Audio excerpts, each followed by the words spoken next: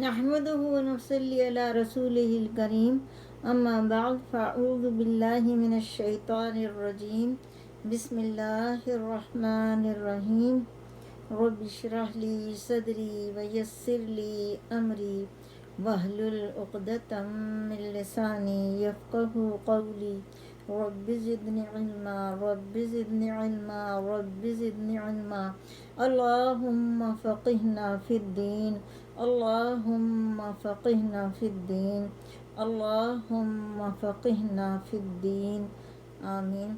السلام علیکم ورحمۃ اللہ وبرکاتہ ویورز، آج ہم حدیث نمبر 14 شروع کر رہے ہیں۔ چلیں شروع کرتے ہیں۔ بسم اللہ الرحمن الرحیم۔ عن جابر رضی اللہ عنہ قال سمعت رسول اللہ صلی اللہ علیہ وسلم یقول ان بین الرجل و بین الشرک والکفر ترک الصلاۃ۔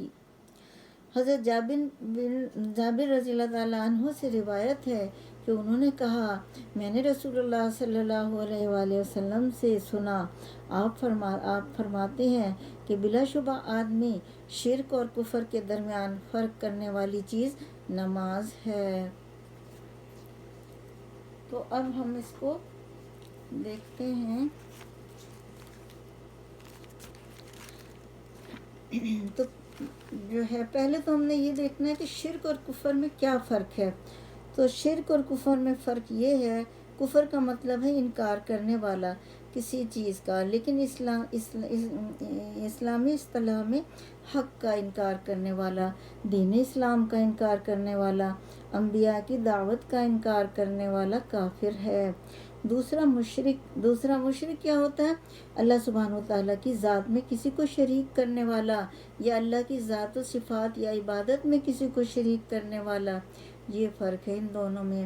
اب یہ دونوں چیزیں کچھ لوگوں میں مشترک پائی جاتی ہیں، جیسے مشرکین مکہ کافر بھی تھے اور مشرک بھی تھے، یعنی بتوں کی عبادت کرتے تھے اور انکار کرتے تھے نبی صلی اللہ علیہ وآلہ وسلم کی نبوت کا۔ کبھی ایسا بھی ہو سکتا ہے کہ انسان مشرک ہو اور کفر نہ کرے، انکار نہیں کرتا، جس طرح مسلمان بہت سارے کفر نہیں کر رہے، اللہ کا انکار نہیں کر رہے، مگر اللہ کے ساتھ شریک کر رہے ہیں۔ مثلا اس کی مثال ایسے ہے کہ اللہ کے سوا اس کے بندوں سے مطالبات کرنا ہے، جیسے اولاد کا کرنا یا کچھ اور چیزوں کا کرنا۔ ایسا بھی ہو سکتا ہے کہ ایک آدمی کافر نہ ہو، مشرک ہو، ایسا بھی ہو سکتا ہے کہ ایک آدمی مشرک ہو، کافر نہ ہو، جیسے عیسائی اللہ کو مانتے تھے اور حضرت عیسیٰ علیہ السلام کو اللہ کا بیٹا قرار دیتے تھے۔ لیکن یہ بھی کفر کے معنی میں آتا ہے۔ اللہ سبحانہ وتعالیٰ نے خود قرآن پاک میں کہا کہ ان لوگوں نے کفر کیا جنہوں نے عیسیٰ کو اللہ کا بیٹا بنایا۔ جب ایک انسان حق کا انکار کرتا ہے تو کہیں نہ کہیں باطل کی عبادت کر رہا ہوتا ہے، یہ قدرتی بات ہے۔ جیسے کوئی کہتا ہے کہ میں اللہ کو نہیں مانتا، تو کہیں نہ کہیں اس کے اس انکار میں شرک بھی ہوتا ہے، اس لیے اللہ کے علاوہ وہ غیر اللہ کو مانتا ہی ہے۔ وہ جب شرک میں شامل ہوتا ہے تو کفر میں بھی شامل ہو جاتا ہے، اس لیے کہ جب انسان شرک کرتا ہے تو اللہ کی بات کا انکار کرتا ہے، اس کے پیغمبروں کا انکار کرتا ہے، انبیاء کی لائی ہوئی دعوت کا انکار کرتا ہے۔ اسی لیے شرک کو ظلم عظیم کہا۔ زندگی میں انسان شرک کی معافی مانگ لے تو ٹھیک، ورنہ مرنے کے بعد کوئی معافی نہیں ہے۔ جیسے کہ سورۃ نساء آیت نمبر 48 میں فرما دیا اللہ سبحانہ وتعالیٰ نے کہ ان اللہ لا یغفر ان یشرک بہ ویغفر ما دون ذلک لمن یشاء۔ بے شک اللہ یہ گناہ نہیں بخشتا کہ اس کے ساتھ شرک کیا جائے، وہ اس کے علاوہ جسے چاہے بخش دیتا ہے۔ ومن یشرک باللہ فقد افتری اثما عظیما۔ جس نے اللہ کے ساتھ شرک کیا اس نے جھوٹ گھڑا اور بڑا گناہ کا کام کیا۔ یعنی جس نے اللہ کے ساتھ شرک کیا اس کے لیے اللہ نے جنت کو حرام قرار کر دیا، وما ہوا فی النار، ان کا ٹھکانہ جہنم ہے، جہنم کی آگ ہے، اللہ ایسے ظالموں کا مددگار نہیں ہے۔ آپ صلی اللہ علیہ وسلم فرماتے ہیں جس کو کسی کام سے شگون نے روک دیا اس نے شرک کیا۔ اب جیسا کہ حضرت جابر رضی اللہ تعالیٰ عنہ نے بیان فرمایا، بلا شبہ آدمی میں شرک اور کفر کے درمیان فرق کرنے والی چیز نماز ہے۔ آج کتنے ہی لوگ جو بے نمازی کی حالت میں زندگی گزار دیتے ہیں، نماز کی کوئی پرواہ نہیں کرتی۔ اس میں ہر کیٹیگری کے لوگ شامل ہیں، عورتیں بھی، بوڑھے بھی، مرد بھی، جوان بھی ہیں، ساری زندگی گزر جاتی ہے بے نمازی کی حالت میں۔ اللہ کے پاس چلے جاتے ہیں، اگر توفیق ہو جائے تو رمضان میں نماز پڑھ لیتے ہیں، یا توفیق ہو جائے تو جمعہ پڑھ لیتے ہیں، یا پھر کچھ لوگ ایسے بھی ہیں جو صرف عید کی نماز پڑھ لیتے ہیں، یا پھر کسی کا نماز جنازہ ہو گیا تو وہ پڑھ لی۔ عید الفطر اور عید الاضحیٰ کی نماز، ان نمازوں کے علاوہ جو 5 وقت کی نمازیں ہیں وہ پڑھنے کی توفیق نہیں ہوتی، اسی طرح بے نمازی مر جاتے ہیں۔ اللہ کے نبی صلی اللہ علیہ وآلہ وسلم نے فرمایا، ایک آدمی یعنی بندہ مومن کے درمیان اور کافر اور مشرک کے درمیان فرق کرنے والی نماز ہے۔ مشرکوں میں سے مت ہو جاؤ تم، حالانکہ اللہ سبحانہ وتعالیٰ نے اعلان کر دیا، اقیم الصلاۃ، نماز قائم کرو، ولا تکونوا من المشرکین، مشرکوں میں سے نہ ہو جو۔ کس قدر آیت کریمہ جو ہے یہ دل دہلا دینے والی ہے۔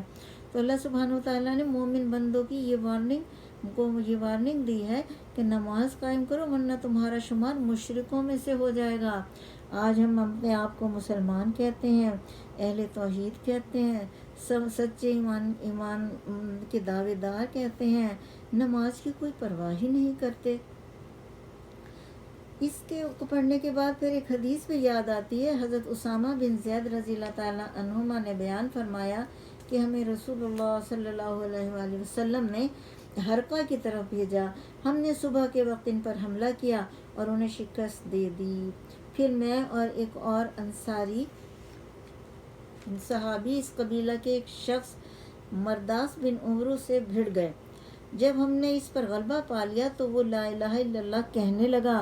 انصاری تو فوراً رک گیا، مطلب اس کو قتل کرنے، لیکن میں نے اسے اپنے برچھے سے قتل کر دیا۔ جب ہم لوٹے تو نبی اکرم صلی اللہ علیہ وآلہ وسلم کو بھی اس کی خبر ہوئی۔ آپ صلی اللہ علیہ وسلم نے دریافت فرمایا، اسامہ کیا اس کے لا الہ الا اللہ کہنے کے باوجود تم نے اس کو قتل کر دیا؟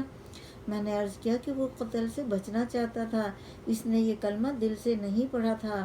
آپ صلی اللہ علیہ وسلم نے آپ صلی اللہ علیہ وسلم بار بار یہی فرماتے رہے، کیا تم نے اس کے لا الہ الا اللہ کہنے پر بھی اسے قتل کر دیا؟